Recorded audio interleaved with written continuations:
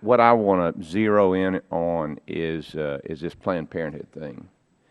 And I would like some commitment from you here today on when your department will conduct an investigation on this very, very serious matter. Not only is it unconscionable, but they're breaking the law.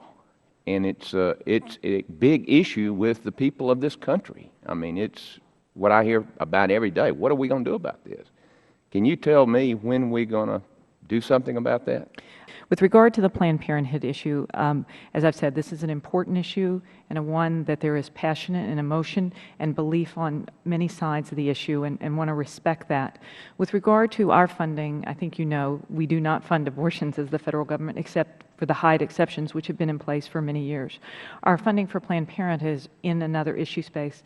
With regard to the issue you raised, which is a question of whether it's a legal issue, and there are laws and there are statutes that guide the use of fetal tissue that are in place and should be enforced.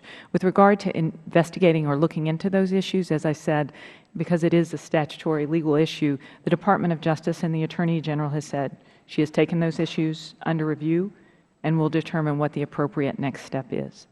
And that would include your investigation? I mean, it should be like all hands on deck on this thing? With regard to the question of a legal matter, and I defer to our colleagues at the Justice Department. We will support them in anything they need or want from us, and we always do that. But with regard to making those decisions of the question of an investigation of a legal matter. So you don't have personnel that can look into this?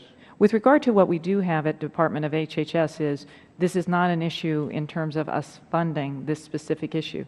When we do have issues. You deal with Medicare fraud. The gentleman's time has expired.